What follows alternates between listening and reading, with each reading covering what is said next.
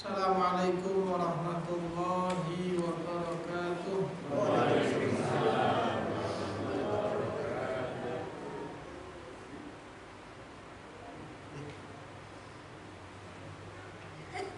Innal hamdalillah nahmaduhu wa nasta'inuhu wa nastaghfiruh wa na'udzu billahi min shururi anfusina wa min sayyiati a'malina. May yahdihillahu fala mudilla lahu wa may yudlilhu fala hadiya lahu. Asyhadu an la ilaha illallah wahdahu la syarika lahu wa asyhadu anna Muhammadan abduhu wa rasuluhu wa ba'd. Allahumma salli wa sallim wa barik ala nabiyyina Muhammad wa ala alihi wa sahbihi ajma'in.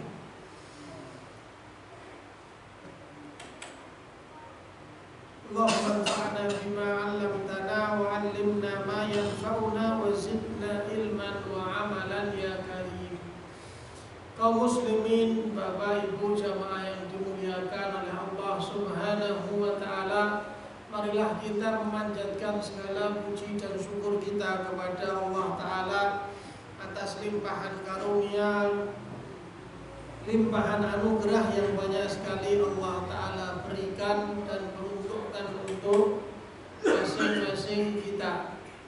Allah taala katakan, wa ma bikum min ni'matin faminallah, dan apa saja yang kalian peroleh berupa kebaikan, kenikmatan, maka ketahuilah hakikatnya adalah datang dari Allah.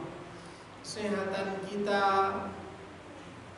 kelapangan waktu kita, keselamatan kita, dan segala kebaikan yang kita peroleh adalah dari Allah Subhanahu wa taala yang mesti kita syukuri. Dan di antara cerminan syukurnya seorang hamba kepada Allah taala adalah memanfaatkan setiap kebaikan yang sampai pada dirinya untuk menambah ketaatan kepada Allah Subhanahu wa taala. Dikasih sehat, sehatnya dipakai untuk hal-hal yang bermanfaat, menambah ketaatan kepada Allah Subhanahu wa taala. Dikasih selamat juga demikian. Dikasih kelapangan ruangan waktu, digunakan untuk duduk bermajelis ilmu, datang pengajian, datang pengaosan. Supaya apa? Supaya kita menjalin kedekatan kita kepada Allah Subhanahu wa taala sedekat-dekatnya, sehingga kita adalah termasuk mereka yang namanya harum disebut dan dikenal oleh para penduduk langit, yaitu para malaikat. Berikutnya salawat dan salam semoga senantiasa terlimpahkan bagi Nabi kita Muhammad sallallahu alaihi wasallam. Bapak Ibu jamaah yang dimuliakan oleh Allah Subhanahu wa taala, pada malam hari ini ya, kita tidak melanjutkan kajian kita, tema kita. Pada malam hari ini temanya adalah kurbanku tabungan akhiratku. Kurbanku tabungan akhiratku. Tentunya tema ini diusung, diangkat supaya menjadi renungan dan motivasi setiap kita untuk mau menyisihkan harta yang Allah ta'ala berikan dan dititipkan kepada kita untuk kita keluarkan, digunakan untuk membeli hewan kurban. Ya, jamaah dimuliakan Allah Subhanahu wa taala, di antara karunia kenikmatan yang Allah ta'ala berikan kepada hamba adalah dibukanya musim-musim kebaikan, musim-musim ketaatan, agar yang namanya manusia ini yang namanya seorang hamba ini bisa memperbanyak amal kebaikan, dan dengan memperbanyak amal kebaikan ketaatan maka pahala akan dilipat gandakan. Sehingga dengan dia memperbanyak amal kebaikan ketaatan, dia memiliki tabungan pahala untuk kehidupan akhiratnya kelak. Untuk tabungan akhiratnya kelak. Kita saat ini Pak, Bu, jamaah yang dimuliakan oleh Allah Subhanahu wa taala sudah memasuki bulan Dzulhijjah. Saat ini itu sudah terhitung tanggal 1 Dzulhijjah. Dan Nabi kita Muhammad sallallahu alaihi wasallam mengatakan afdhalu ayyamid dunya ayyamul usyri. Sebaik-baik hari yang berlalu di dunia ini adalah 10 hari pertama bulan Dzulhijjah. 10 hari pertama bulan Dzulhijjah. Bahkan Bapak Ibu jamaah yang dimuliakan oleh Allah Subhanahu wa taala, Nabi kita Muhammad sallallahu alaihi wasallam itu mengatakan, Nabi mengatakan, ma min ayyamin. Nabi kita Muhammad sallallahu alaihi wasallam mengatakan, ma min ayyamin a'zamu indallahi wa la ahabbu ilaihi minal amali fihinna min hadhil ashri. Tidak ada suatu amalan apapun yang pahalanya itu besar, pahalanya agung dan lebih Allah Ta'ala cintai yang dilakukan pada hari-hari biasa, yang melebihi ketimbang amalan yang sama yang kemudian dilakukan pada 10 hari pertama pada bulan Dzulhijjah. Jadi tidak ada amalan yang lebih baik, lebih utama, lebih besar pahalanya, gitu. Yang lebih besar pahalanya bila dibandingkan dengan amalan yang sama kalau dilakukan pada 10 hari pertama bulan Dzulhijjah. Makanya Nabi memberikan motivasi kita untuk beramal. Beramalah, dengan beramal kalian akan mendapatkan ganjaran pahala, dan ganjaran pahala yang ada saat ini yang Allah Ta'ala berikan itu dilipat gandakan, ditambahkan. Bahkan pahala ganjaran tersebut melampaui pahala ganjaran berjihad, berperang di jalan Allah. Artinya amalan sekecil apapun pahalanya besar dan bisa mengalahkan pahala berperang, berjihad di jalan Allah Subhanahu wa ta'ala. Artinya bukan main kebaikan yang Allah Ta'ala berikan. Makanya Nabi mengajarkan kalau sudah memasuki hari-hari ini, Nabi mengajarkan fa'akfiru fihinna minat tahlili wa takbiri wa tahmid.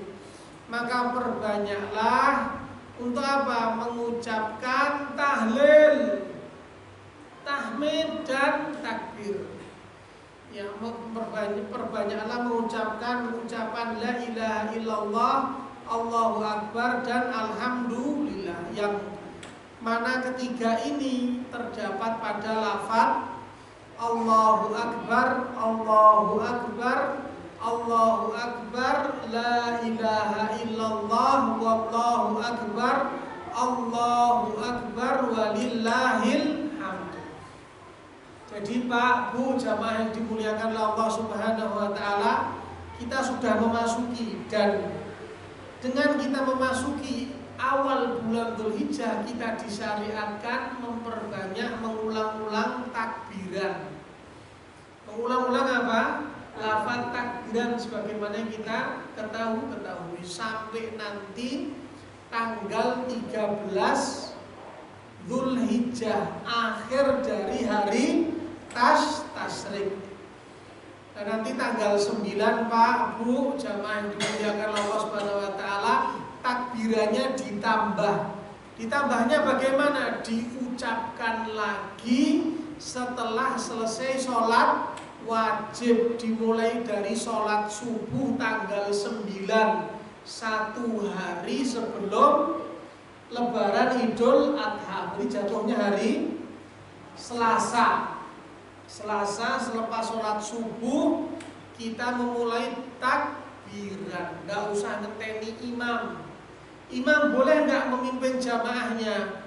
Boleh. Imam boleh memimpin, mengingatkan, tidak mengapa.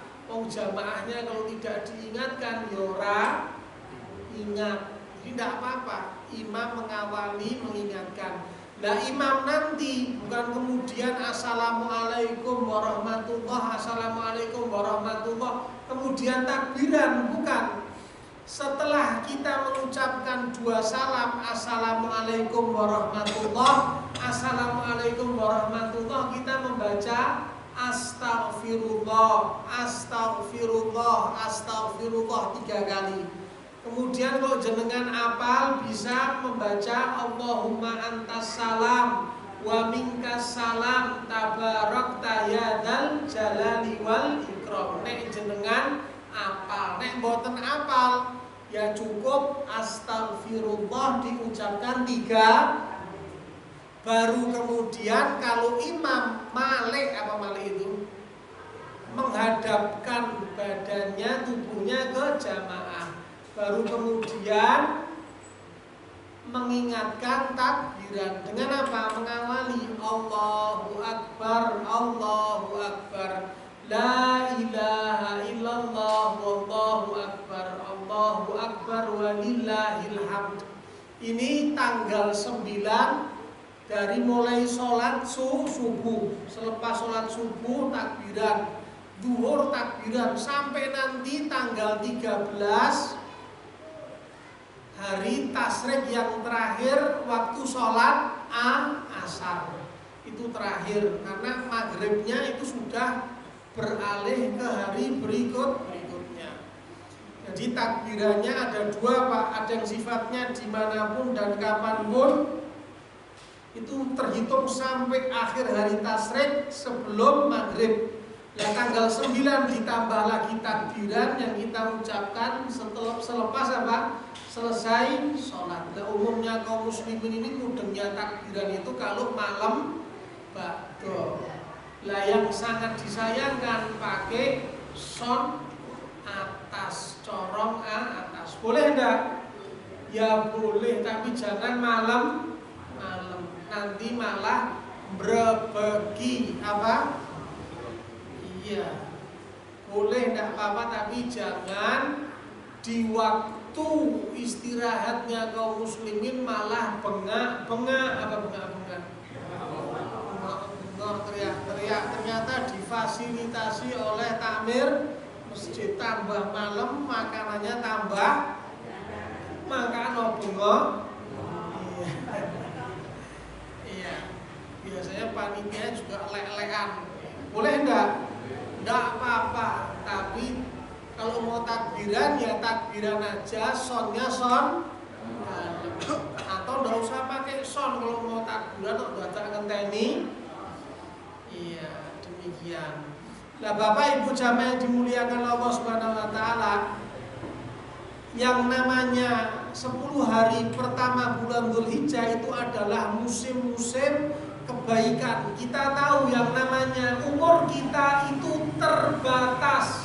Betul. Umurnya kita tidak sampai ratusan, Pak. Kalau diberikan oleh Allah Ta'ala 70 lebih, itu adalah nikmat. umat, karena Nabi kita Muhammad SAW sudah mengabarkan tentang rambu-rambu tersebut. A'maru ummati baina sittina was sab'in. Ya, umurnya umatku itu antara 60 sampai 70. Artinya kalau sudah 70, kalau sudah 60 lebih, itu artinya apa? Rambu. Meskipun ya nikmat kan gitu. Kalau sudah 70 itu lebih waspadalah lagi. Ya, kita mesti bermuhasabah, introspeksi di diri.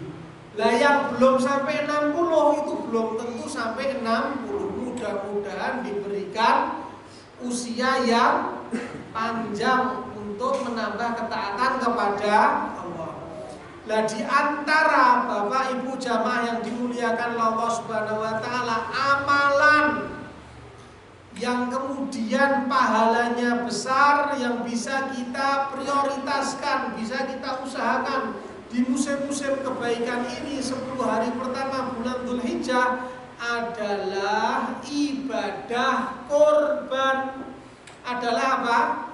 Ibadah kurban. Ibadah kurban itu Bapak Ibu jamaah yang dimuliakan oleh Allah Ta'ala adalah salah satu amalan yang agung pada hari-hari Dzulhijjah ini.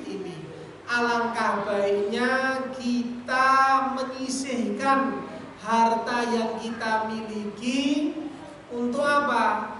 Untuk membeli hewan kurban. Karena umumnya orang itu bisa dia menyisihkan harta, menabung untuk kepentingan dunianya, aset, misalnya apa? Tabungan tanah, betul. Ada yang tabungannya sekarang itu modelnya tabungan emas, betul Pak? Emas apa? Emas batangan. Ada yang bisa menyisihkan harta untuk beli rumah, properti, ada yang kendaraan, ada yang bahkan apa? Ya bisa buka usaha. Ya, tabungan untuk masa depan anak-anaknya. Namun sedikit di antara kaum muslimin tadi yang mempersiapkan kebaikan tabungan akhirat. Padahal Pak Bu, yang namanya dunia ini cepat atau lambat akan ditinggalkan. Setuju atau tidak? Sedangkan amal saleh yang kita usahakan, yang diusahakan seorang hamba semasa hidupnya, itulah nantinya yang akan menemani sampai ke liang kubur. Yang setia dengan kita menemani sampai liang kubur bukan istri kita, bukan suami kita, bukan anak kita, betul? Betul? Tidak benar. Cinta sampai mati. Nek satu mati, yang lain mau ikut mati enggak? Enggak mau. Mati ya dhewe, ya mati ya ngejak. Nah, betul? Iya. Istri setia Pak? Setia? Anak setia? Nampaknya. Iya, setia ada batasannya. Kalau suaminya mati atau istrinya mati, suaminya mau enggak nemeni? Paling banter nganter sampai kuburan. Nyemplung? Nek mau. Itu mentas lagi, betul? Iya. Pak Bu jamaah yang dimuliakan Allah Subhanahu wa taala. Allah taala itu berfirman, "Wa ma tuqaddimu li anfusikum min khairin tajidu indallah."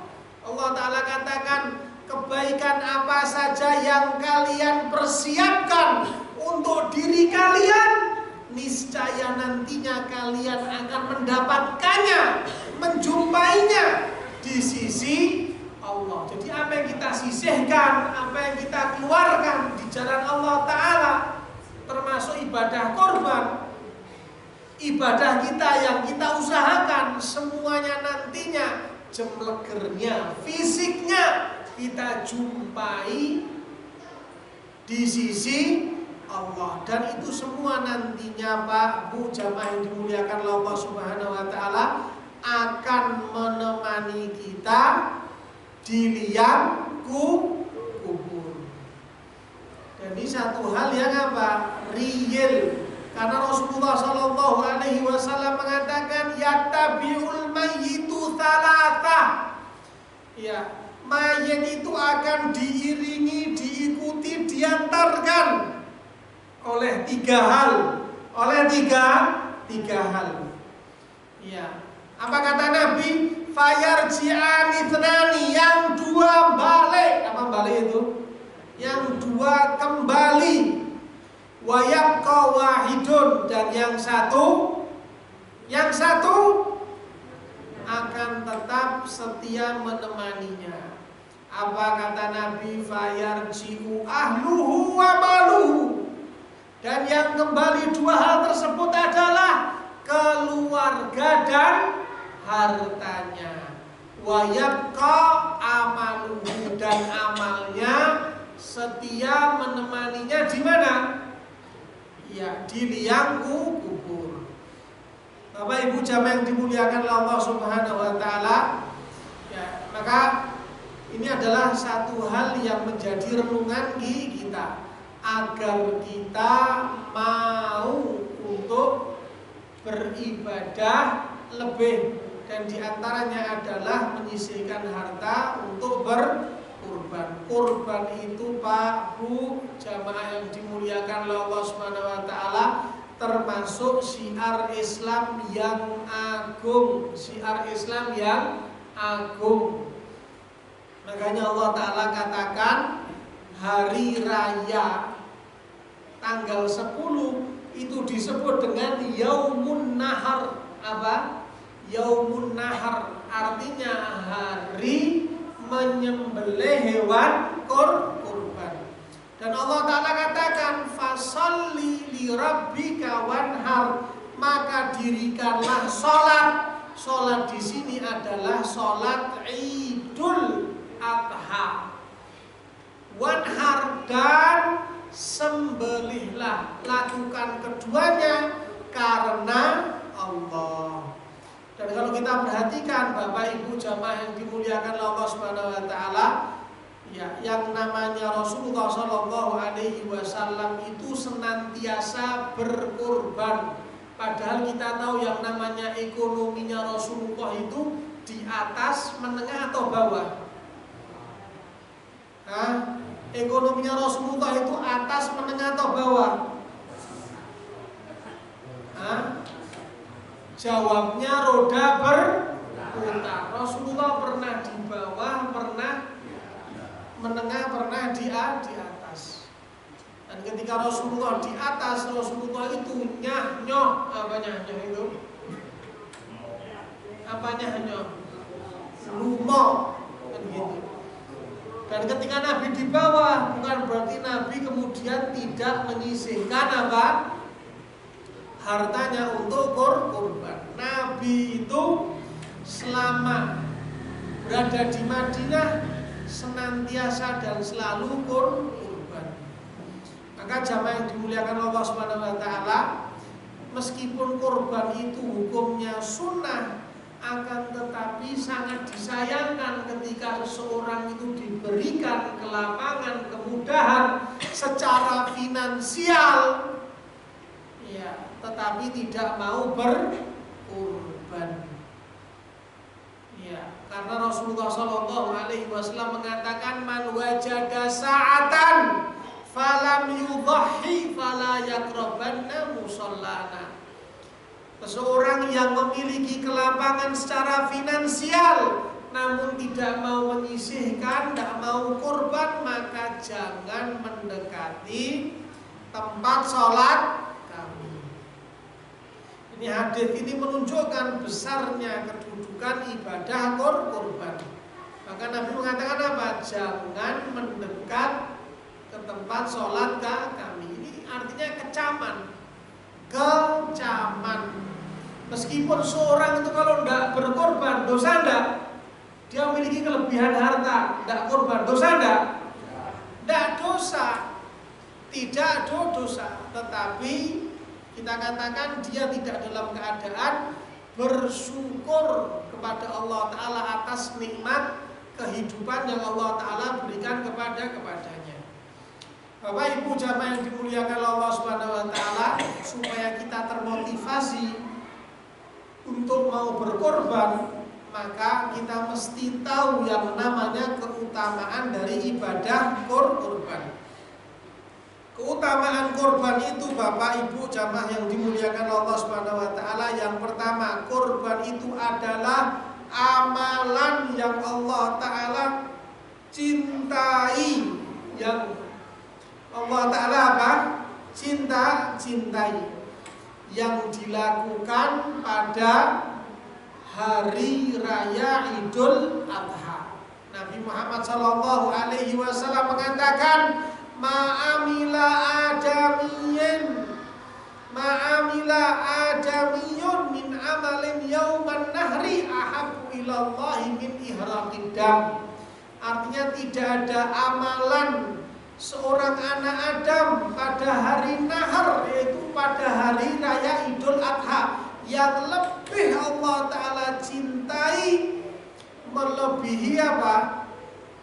Melebihi ibadah kurban, ibadah menyembelih, menumpahkan darah hewan kurban. Jadi kurban yang kita lakukan adalah amalan yang paling Allah Ta'ala cintai, tepatnya pada hari raya Idul Adha.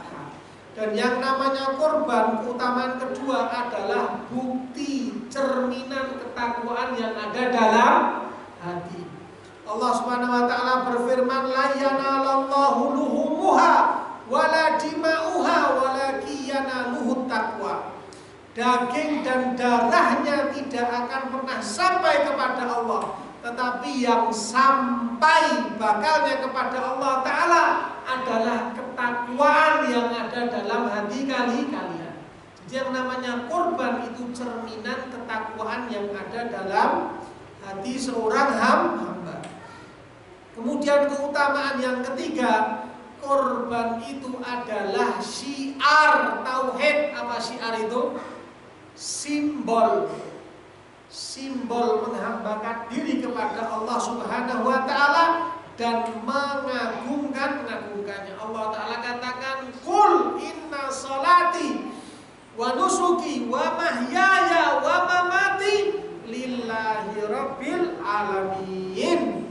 Katakanlah wahai Muhammad, sesungguhnya hidupku, mati, sesungguhnya apa? Salatku, sesembelihanku, hidupku dan matiku, semuanya karena Allah Subhanahu Wa Ta'ala.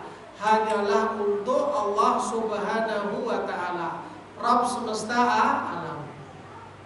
Dan dengan kita berkorban, Bapak Ibu jamaah yang dimuliakan oleh Allah Subhanahu Wa Ta'ala, ya artinya kita ini ya menapaki, apa menapaki itu? Ya, menghidupkan ajaran Nabi kita. Di korban itu mengingatkan kita pada ketundukan Nabi Ibrahim alaihissalam dan Nabi Ismail, ketika Allah Ta'ala mengatakan wa fadainahu bidzibhin adzim, dan kami tebus anak tersebut yaitu Nabi Ismail dengan sesembelihan yang besar, yaitu domba. Jadi jamaah yang dimuliakan oleh Allah Subhanahu Wa Ta'ala, korban itu bukan hanya menyembelih hewan, tapi korban itu adalah pengorbanan. Korban itu adalah keikhlasan. Korban itu adalah ketundukan kita kepada Allah Subhanahu Wa Ta'ala.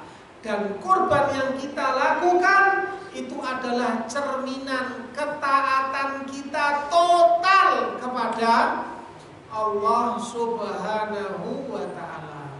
Bapak, Ibu, jamaah yang dimuliakan oleh Allah Subhanahu Wa Ta'ala, harta kita, tabungan kita kalau dikelongi, apa dikelongi itu?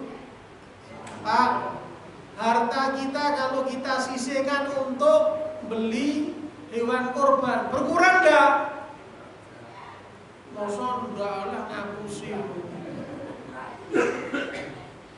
Hewan kurban harganya berapa paling murah?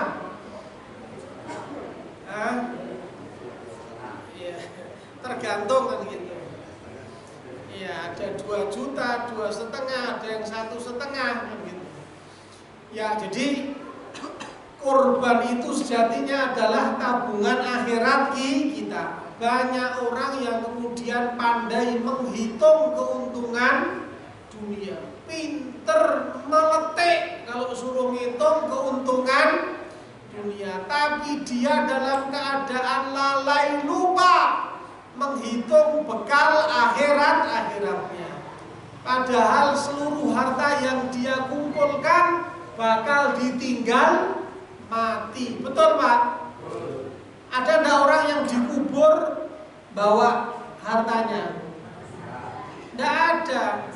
Seluruh harta itu yang dikumpulkan seorang ketika dia mati, maka hartanya akan bergeser. Betul? Yang tersisa hanyalah apa? Harta yang telah dia keluarkan di jalan Allah. Dan itu bagian dari apa? Amal kebaikan. Bapak Ibu jamaah yang dimuliakan Allah Subhanahu wa taala. Ya. Ini jadi kita sisihkan harta kita untuk kurban. Karena apa? Kurban itu adalah apa? Tabungan akhirat kita. Nah, supaya kita kurban kita itu sah, ada syarat-syaratnya. Saya akan menyebutkan syarat-syarat sah kurban. Yang pertama, hewan kurban itu harus dari bahimatul an'am, artinya hewan ternak yang sudah ditentukan, yaitu unta, sapi, atau mungkin kerbau, kambing dan domba. Jadi boleh kurban dengan kerbau, boleh enggak? Boleh enggak kerbau? Boleh enggak kerbau? Boleh enggak kurban dengan kerbau? Jawabnya kalau ada kerbaunya boleh, jelas. Iya, kalau ada duitnya buat beli kerbau boleh. Kalau enggak ada duitnya itu namanya berangan. Jelas ya? Unta, sapi masuk dalam kategori sapi adalah kerbau, kambing dan domba. Kemudian yang kedua, hewan tersebut harus mencapai usia yang disyariatkan. Jadi yang namanya unta mesti genap 5 tahun. Yang namanya sapi mesti genap 2 tahun. Yang namanya kambing mesti genap 1 tahun. Yang namanya domba mesti genap 6 bulan. Lah kalau ada yang memelihara dari kecil, dari sejak lahir, belum mencapai usianya, kemudian dijual kepada orang yang hendak kurban, maka dia telah melakukan tindakan perbuatan dosa. Orang yang kurban tadi kurbannya sah, dan orang yang menjual tadi, ya penjualannya tidak berberkah. Jelas. Dan bisa jadi apa? Jual belinya tidak sah. Karena apa? Menipu. Makanya Pak, kalau jenengan beli sapi, beli kambing, domba, minta ditunjukkan akte kelahirannya. Ada enggak? Ada. Ya, jelas ya. Jadi kalau kemudian usianya kurang dari itu tidak sah. Kita tanya, ini sudah powel atau belum? Sudah, ternyata yang powel yang punya. Yang powel yang punya, kambingnya belum. Berarti dia dosa, jelas ya. Setidaknya kita kalau tahu ini, berarti kita bisa tanya, kambingku sudah mencapai usia atau belum? Kalau kambing 1 tahun, sapi 2 tahun, jelas ya? Domba atau gembel berapa? 6 bulan. Jelas. Kemudian yang ketiga, di antara syarat sah kurban adalah hewan tersebut harus miliknya sendiri. Jadi tidak boleh kemudian membawa, tidak boleh kemudian membawa ke tempat penyembelihan gitu.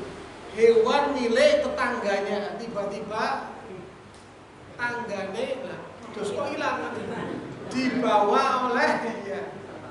Jelas. Jadi hewan tersebut harus milik sendiri.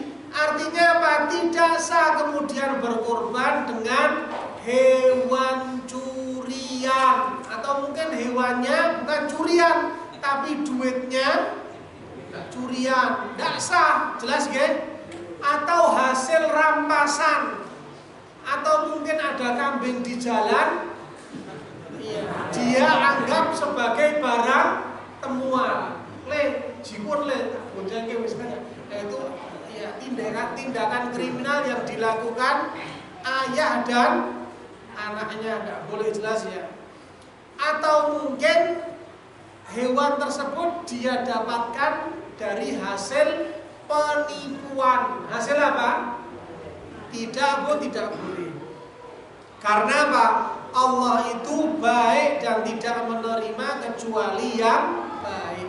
Innallaha thayyibun la yaqbalu illa thayyiban. Allah Ta'ala itu adalah zat yang maha baik, dan Allah Ta'ala tidak akan pernah menerima suatu apapun kecuali diperoleh dengan cara yang baik. Kemudian syarat berikutnya adalah tidak berkaitan dengan hak orang lain. Artinya apa? Tidak sah kemudian berkorban dengan hewan gadai, atau mungkin hewan tersebut masih ada sangkutan hak kepada orang lain. Contohnya apa?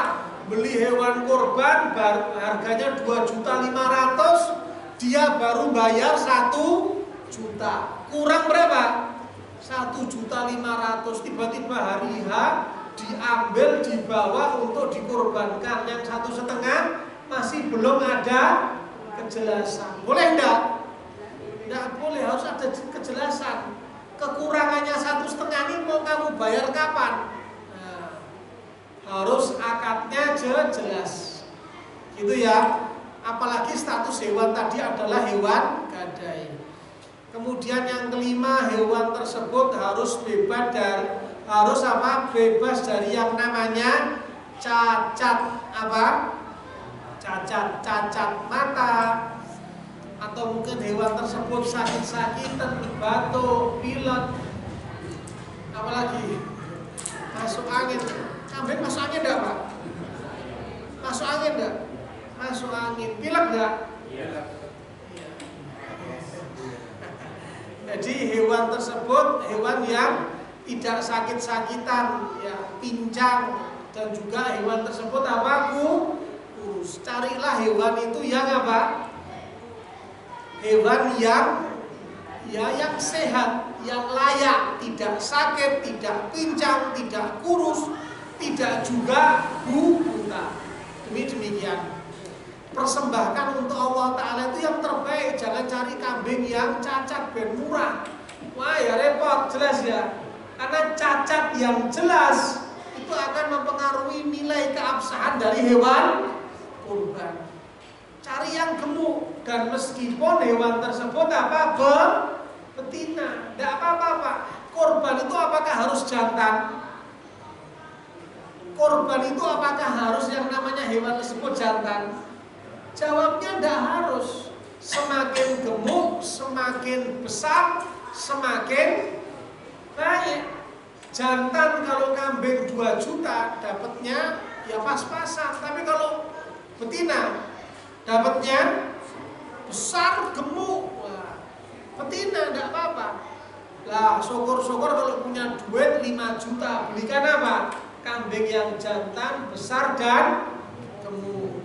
Sekarang saya mau tanya, boleh enggak seseorang itu korban dengan cara berhutang?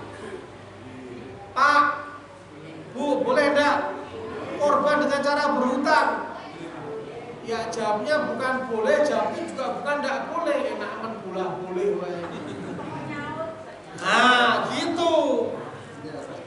Kalau memang Anda bisa mengembalikan, kan gitu, melunasi hutangnya, maka diperkenankan untuk berhutang manakala tidak memiliki kelapangan. Tidak apa-apa utang dulu, nanti 1 pekan atau 2 pekan atau 1 bulan tergantung kesepakatan. Jelas ya? Jangan digantung, bayarnya kapan? Ya selesai ya. Saat duwene lah, duwene kapan? Jelas ya? Kalau memang dalam keadaan tidak mampu, jangan dipaksakan. Kenapa? Kalau kamu paksakan, maka dampaknya kamu menyusahkan orang lain. Yang jual kambing nangis kalau-kalau itu enak mau bayar. Jelas? Demikian. Ya, kemudian di antara syarat keabsahan hewan kurban adalah disembelih pada waktu yang disyariatkan. Kapan? Setelah sholat Id dan berakhir kapan? Tanggal 13 Dzulhijjah, sebelum sholat maghrib. Ya, boleh habisnya asar. Bisa jenengan cari hewan kurban yang murah kapan? Tanggal 13. Tidak apa-apa, disembelih habisnya asar. Yang penting eksekusi penyembelih kapan? Sebelum maghrib. Nah kalau jenengan penyembelihnya pas adzan, ser Allahu Akbar, wah itu masuknya sedekah. Demikian. Ya. Kemudian Bapak Ibu jamaah yang dimuliakan Allah Subhanahu wa taala, yang terakhir adalah yang ingin saya sampaikan, ada adab bagi orang yang hendak berkorban. Seseorang yang sudah menentukan hewan kurbannya, sudah membeli, atau mungkin sudah memesan dan sudah tahu hewan kurbannya, sudah ngasih DP, maka artinya dia sudah pasti kurban insya Allah. Maka ada beberapa adab yang mesti diperhatikan. Yang pertama, tidak boleh memotong kuku, memangkas rambut, memangkas bulu seluruh tubuhnya. Fala yamassa min sya'rihi wala min basyarihi syai'a. Jangan pernah mengambil sedikit pun, mencabut sedikit pun, memangkas sedikit pun rambut dan bulu yang ada pada tubuhnya, kecuali kalau memang dia dalam keadaan terganggu dengan rambutnya, banyak tumonya misalnya. Nah itu pengecualian jelas ya. Atau mungkin ada sakit yang mesti dibersihkan pada kulitnya dan harus menghilangkan bulu pada kulitnya, itu pengecualian. Jadi yang pertama tidak memotong rambut dan kuku. Yang kedua, yang lebih penting adalah dia lakukan ikhlas karena Allah Ta'ala. Jangan kemudian korban sebagai ajang pamer, kebanggaan atau bahkan pencitraan. Jelas? Yang ketiga adalah saat menyembelih pastikan membaca bismillah. Karena hewan sesembelihan kalau disembelih tidak mengucapkan bismillah, maka yang semula halal menjadi haram, terhitung sebagai bangkai. Nabi kita Muhammad SAW mengatakan, man anharad dam wa dzukira rasulullahi alaihi fakuluh. Jadi hewan sesembelihan yang disembelih dibacakan bismillah, maka kalian boleh memakannya. Kalau tidak, maka jangan. Kemudian yang keempat, hewan sesembelihan tersebut diperlakukan dengan baik. Maksudnya bagaimana? Jangan hewan korban tersebut yang masih hidup bisa menyaksikan temannya yang sedang dieksekusi, dirobohkan, disembelih. Itu penyiksaan. Penyiksaan. Ini banyak yang nggak tahu. Jadi pastikan tempat apa Mas Eko namanya? tempat penyembelihan itu tidak dekat dengan tempat penakaran hewan. Di tempat penakaran tadi di mana, nyembelihnya di mana, jangan jelekutek di situ semuanya menyaksikan. Itu hewan itu berdebar cuma tidak bisa ngomong saja. Makanya hewan yang kesekian tambah begidak. Jelas? Itu yang salah siapa? Panitianya, ratau ngaji. Jelas? Orang mudeng. Makanya jelas ya. Karena apa? Redaksi dalilnya innallaha katabal ihsan ala kulli syai'. Sungguhnya Allah Ta'ala itu mewajibkan untuk memperlakukan baik dalam segala sesuatu termasuk kepada hewan. Maka kita mesti memiliki peri kehewanan. Jelas? Ada peri kehewanan? Tidak ada. Dan di antara maksud ini juga apa? Ketika kita mengasah pisau, jangan diasah di hadapannya, nyiksa gue. Mudeng kalau itu lading, sesuatu yang bisa mengucurkan darahnya. Kalau mau mengasah, asah dari tempat yang jauh, tidak kelihatan. Kemudian ketika eksekusi, pastikan menggunakan pisau yang tajam, jangan yang kedul, akhirnya wah, jelas ya, demikian. Kemudian yang mengeksekusi adalah orang yang kuat, tegar. Artinya apa? Ya, mengeksekusi nyembelih dengan cepat. Jangan apa? Setengah hati. Jangan kemudian baru setengah penjenengan mawon. Wah, repot. Jelas itu namanya penyiksa. Kemudian yang kelima apa? Tadi yang tadi berbuat ihsan saat menyembelih. Kemudian maksudnya diantaranya apa? Menggunakan pisau yang tajam. Kemudian yang kelima tadi, ketika mengasah pisau, maka jauhkan dari pandangan hewan. Dan ketika mengeksekusi hewan lain, jauhkan dari hewan yang lain. Demikian. Kemudian apa ibu jamaah yang dimuliakan Allah Subhanahu Wa Taala? Saya cuma sekedar menambahkan aja sedikit. Biasanya sebuah instansi tadi, misalnya sekolahan, menggerakkan siswa-siswanya untuk apa? Iuran, kurban, boleh enggak? Nah, bahasanya bukan kurban, Pak. Itu terhitungnya apa? Sedekah. Karena apa? Yang namanya satu kambing itu diperuntukkan untuk satu orang. Satu orang ini diatasnamakan untuk satu keluarga, boleh. Satu keluarga yang hidup, bukan satu keluarga yang mati, jelas ya? Karena mohon maaf, sebagian orang itu beli hewan kurban dihadiahkan untuk yang mati, yang hidup enggak kurban. Ini salah, keliru. Jadi satu kambing untuk satu orang tadi diatasnamakan pahalanya dihadiahkan untuk keluarganya, baik yang hidup dan juga yang telah meninggal. Jadi jangan kurban, jangan beli hewan kurban dihadiahkan hanya untuk orang yang mati saja. Itu malah justru menyalahi petunjuknya Nabi. Kemudian kalau patungan kambing tidak boleh, misalnya suami dan istri. Suami punya uang 2 juta, harga kambing 2.500.000, istrinya ya wes Pak, tak uruni 500, boleh enggak? Boleh enggak? Bojone dhewe ora oleh. Jawabnya enggak boleh. Akadnya bagaimana?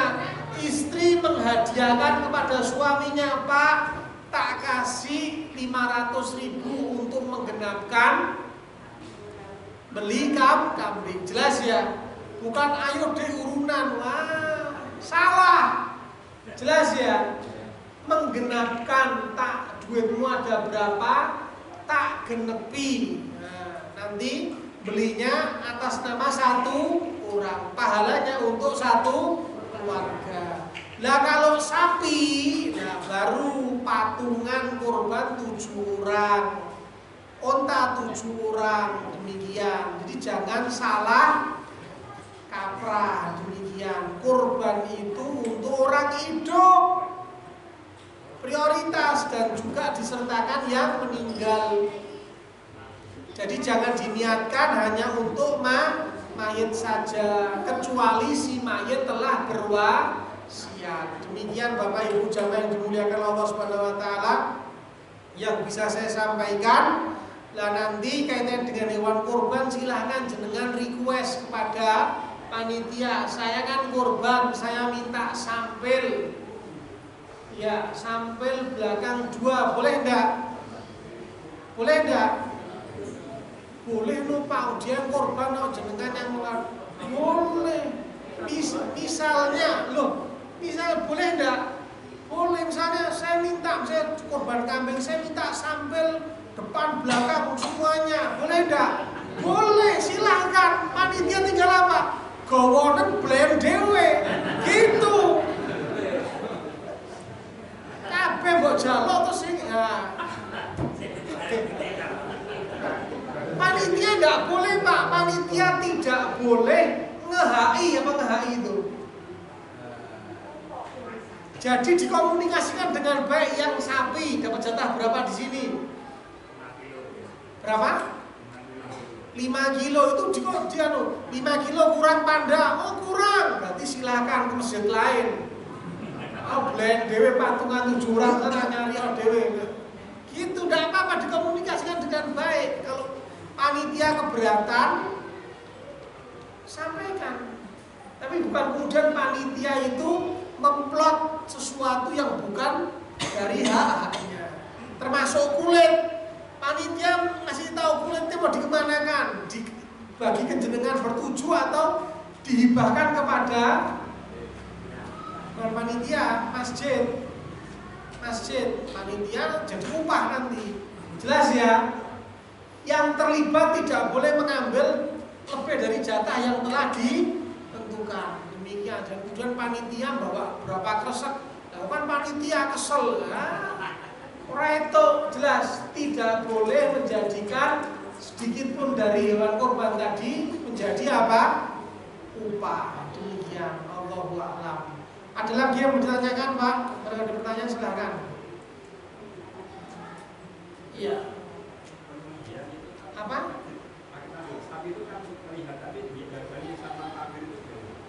Boleh sama tabir, yang penting tertutup. Iya. Tertutup. Iya. Jadi hindari yang namanya hewan kurban dalam keadaan apa? Stres. Itu penyiksaan. Jauhkan ketika eksekusi, udah jangan sampai melihat kan gitu. Demikian Allah. Dan belum lama ini kan kita dengar ya toh, bahwasanya